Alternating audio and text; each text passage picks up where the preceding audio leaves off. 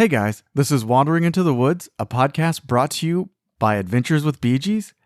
Today, Linda's out doing adventures on her own again, so you've got me, Jarrett, and my co-host here, Ben. Howdy everyone, good to be on. Hey, and we're going to be talking about a short hiking trip we did during Thanksgiving at Arbor Hills Nature Preserve. Yeah, so just going off the Wikipedia, Arbor Hills got 200 acres. It's just a nice smaller area in the metroplex. I've been going there since I was little, and I love North Texas, but being honest, it is sparse as far as natural beauty. So it's nice just to have this little pocket of woods that you can go. You're not going to go camping or any full day thing, but it's nice for a quick hike at the end of the day or in the morning. Me and Jarrett got to go on Black Friday after Thanksgiving, so we got to enjoy the coolness in the morning. By the time we started walking more, it kind of got warmed up, more people came, but it was just a nice small thing to do that you don't have to devote a large amount of time or a whole day around. So I got there first, and while waiting, I went over to use the restrooms, and I guess they're these nice, fancy brick buildings. They seem to be clean, so it seems like they've got some sort of service that comes out there, even on Black Friday, which is impressive. Yeah, it's on the city's dime. It's not like a private thing. And so, it's clean. And then Ben showed up, and we started our hike. Yeah, starting out, there's some big pavilions, picnic tables, trash cans. I remember through high school clubs I was in, would rent out the areas, and it's nice just that you're brushing up against nature, and there's a lot of options depending on how much you want to go in. It's never going to be full immersion like the Appalachian Trail, but if you're a beginner, it's really good at easing you in. There's a wide concrete path that's about 2 miles. Mm-hmm. You can go around there, and then there's off-road trails that there's a total of how many? 3 miles? 3 miles, but we doubling back and going over them went a total of 5. Yeah, because there's not a way you can just link them together. A lot of them crisscross and intersect and stuff. And you'll just walk on and be oh, I guess we're on the Coyote Trail now. Yep. And then there's also 2.8 miles of off-road bike trail. I think we went on some of them because I remember when I was little, I would mountain bike with my dad, and I'd see areas and be I almost broke my ribs there. Yeah, we got close to it for sure. I remember seeing a sign towards the very end, and then, we got pretty close. They have signs saying you can't have horses, which I don't know if maybe it was more out of the urban sprawl. People would go for trail rides, but it's not big enough for a horse. Yeah, I'm sure they tried if they've got nowhere else to go, and they live in the city.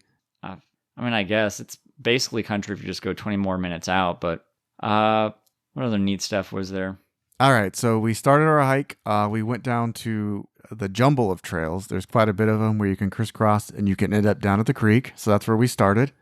Yeah, the creek's pretty low right now, and it looks kind of brackish. I wouldn't drink from it, but also it's one of those, why would you? There's water fountains a stone's throw away. Yeah, it's also city runoff, so I'm sure it's got all sorts of pollutants in it. The chemicals make you strong. Yeah, probably. And you tried to take some pictures for Adventures with Bee Gees, and you just spit out and said, gross DFW stuff. Doesn't belong in my art. There was some okay stuff. There was, I'm sure if we would have went up to the tower, there was some stuff, but there was some okay stuff. It's just not super scenic because it was mostly flat and trees, so. Yeah, to people like me in the city, that's very exciting, being in the woods. It is. But I'm sure to a seasoned adventurer like you, it was just another day that ends in Y. Yeah. So, we wandered in this little section by the creeks. Our big brain idea was to just parallel the creek. So that's essentially how we did a third to a half of our adventure. We stuck to trails. We only had to actually bushwhack once. Yeah, but that was a little bit later. Yeah. We wandered the creeks, and then we ended up at the apartments. Right. So since it's so built up in the area, there's apartments just right off of it. Sometimes there's a fence. We accidentally wandered off of the property onto apartment grounds. Because they just have trails that go from the apartments to the trails themselves. So, it's convenient if you live there. It seems like a great place to live. Yeah, just go in. Technically, the Arbor Hills isn't open 24/7.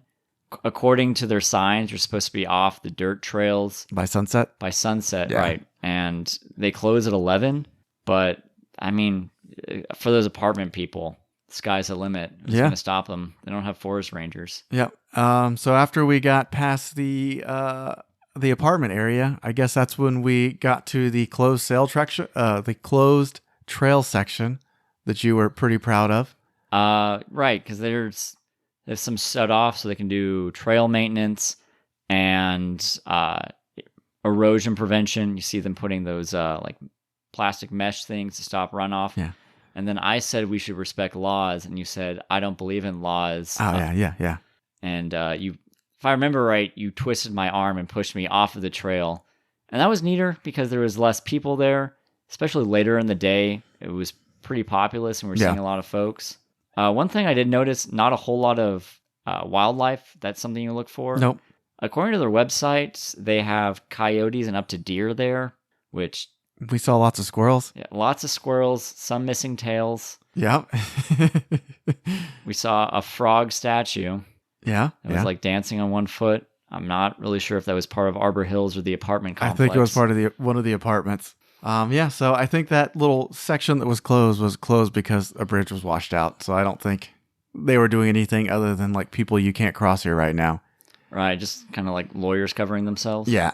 And then so we wandered around, and that's when we ended up in the prairie area. Right, there's some pretty wide open vistas. Not as many off-road trails. If you stick to the concrete one, it goes much more through it. Yeah. The big exciting thing that I found during the prairie areas, we found Osage oranges, or as Ben likes to call them, horse apples. Yeah, they're just large fruits. My grandpa used to say that if you put slices around, it would deter rodents and roaches and other bugs. So I don't know if there's... Are they edible? I don't know. He said they were really bitter. In Boy Scouts, we would, throw them at each other? Yeah. Yeah. So I being a child at heart, I did chunk a few out into the grass area. I was excited that we found mesquite pods, and Fallout New Vegas taught me I could sweeten coffee with them. There were mesquite. Jarrett told me that was a piece of fiction, which was unfortunate. I mean, they are sweet tasting. I just don't know that there would be enough sap to fully sweeten a coffee. Oh. Are you not used to mesquite in Dallas-Fort Worth? We're like proud of it because it's regional, but we don't really like it around things because we've got tons of it here, so we're not necessarily proud of it unless it gets really big and you can use it for barbecuing. Yeah, but it'll like pop tires and go through work boots. So yes, yeah, it's dangerous stuff. And then after the prairie, we got to another creek and some railroad tracks. So we kind of paralleled railroad, and that took us into another creek. I think it's essentially the same, but it was a little bit wider here. Mm-hmm. I crossed it because I had a spirit of adventure and boldness, but it was about maybe a foot wide and 3 inches deep. Oh, that's right. I was very concerned of getting wet socks. Yeah. Because like a true adventurer, I was wearing nothing but cotton. So we paralleled the creek once again, and then we kind of got into the area where we doubled back on ourselves a couple of times. Mm-hmm. And then we, after kind of sorting ourselves out using the Strava map, because I'd been recording the hike, we navigated our way over to the pond. It's kind of in the center of the property. It does not have alligators or crocodiles at this time. I mean, maybe. We didn't go into it, to be fair. It's unexplored. Yep. I think we did see some ducks on it or other waterfowl when we first walked There in. was ducks because we shared fun facts about ducks. Yeah, we did. We did talk about ducks and how they're a little aggressive. I remember also we saw people taking very wholesome photos. Yep. Like I think my sister went there for graduation photos from high school. You see people doing engagement photos there. Yeah. There was definitely some people doing model style photo shooting in the grass area, and you could see like on little hilltops where people had flattened it out with like blankets and stuff. So I guess if you're looking for a place to have like an aw shucks, I'm in North Texas, but you don't actually want to like go out where cattle are. Yeah, it's very convenient. Yep, convenient, free. So I guess get your photos done there if you're going to. And then after the pond, we slowly found our way back to the main pavilion area. And that was our trip. I think we did somewhere around 5 miles over 2.5, 3 hours. Thereabouts.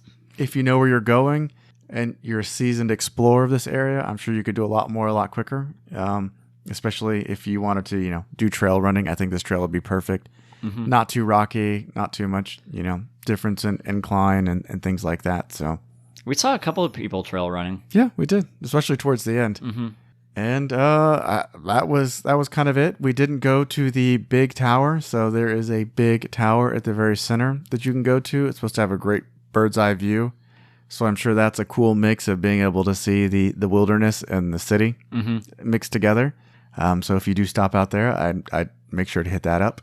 Yeah, but all in all, I've been growing up with Arbor Hills. I love it. And if you just need to kill like half a day and want to have a little bit of nature in North Texas, it's great. If you're trying to find, challenge and daring, you might find it a little boring, but especially if you're trying to bring someone new to the outdoors, kind of like get them into it, you can start on the concrete trail and then venture out. Yeah. And I think that's where a lot of the strengths are. Okay, yeah. Sounds like a good plan for how to use it.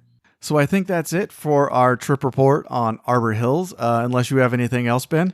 No, it's a good place, great times, and it was a wonderful way to spend the holiday. Yeah, definitely.